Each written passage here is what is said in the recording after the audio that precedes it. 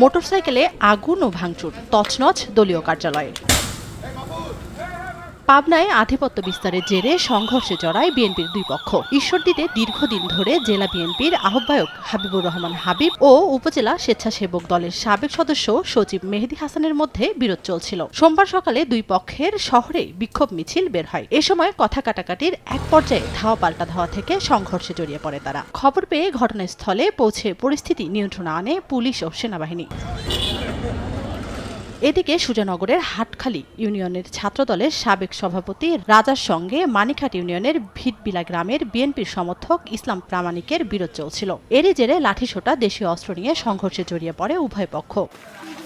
এ সময় ঘরবাড়িতে হামলা ও গুলিবর্ষণ করা হয়। এতে গৃহবধূ চায়না খাতুন ঘটনাস্থলেই মারা যান। এছাড়া গুরুতর আহত 10 জনকে হাসপাতালে ভর্তি করা হয়। তর্কাতর্কি এবং প্রভাব বিস্তারের জন্য দুই পক্ষেই উত্তেজিত হয় এবং এই প্রেক্ষিতে আমরা আপনার জানেন একজন এখানে মারা গেছে আর একজন আহত আছে বেশ।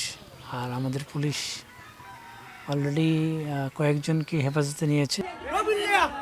কিশোরগঞ্জের পাকুন্দিয়ার এগারসিন্দুর দক্ষিণ খামা গ্রামে যুবদলের কেন্দ্রীয় কমিটির সাবেক কর্মসংস্থান বিষয়ক সম্পাদক খন্দকার আল আশরাফ মামুনের উদ্যোগে খাল খনন কার্যক্রম শুরু করেন কয়েকজন স্বেচ্ছাসেবক। এ সময় দেশীয় অস্ত্র নিয়ে কাজে বাধা দেওয়ার অভিযোগ ওঠে স্থানীয় সংসদ সদস্য অ্যাডভোকেট জালাল উদ্দিনের সমর্থকদের বিরুদ্ধে। ধাওয়া পাল্টা ধাওয়া থেকে ছড়িয়ে পড়ে উত্তেজনা। পরে ঘটনাস্থলে পৌঁছে পরিস্থিতি নিয়ন্ত্রণে আনে পুলিশ। খাল খননকে কেন্দ্র করে দুই পার্টি সশস্ত্র অবস্থায় অবস্থান করতেছে। আমরা সুসংবাদের ভিত্তিতে আমরা ঘটনাস্থলে আসি। ঘটনাস্থলে এসে দেখি যে মোটামুটি শান্তিপ্রিয়ভাবে। এদিকে মিঠামাইনের কেওড়াজোড় ইউনিয়ন পরিষদের চেয়ারম্যান কাশেম ও একই এলাকার নজির গ্রুপের মধ্যে আধিপত্য বিস্তার নিয়ে সংঘর্ষ হয়। এতে 7 জন আহত হন। তাদের মধ্যে আশঙ্কাজনক 2 জনকে ঢাকা মেডিকেলে পাঠানো হয়েছে।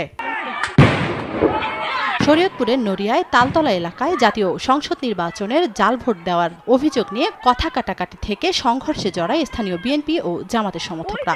এ সময় শতাধিক ককটেল বিস্ফোরণ সহ ভাঙচুর ও লুটপাট করা হয় অন্তত 20টি বসতঘর। এ ঘটনায় 6 জনকে আটকের কথা জানিয়েছে পুলিশ। তানজিনা তাসনিম, সময় সংবাদ।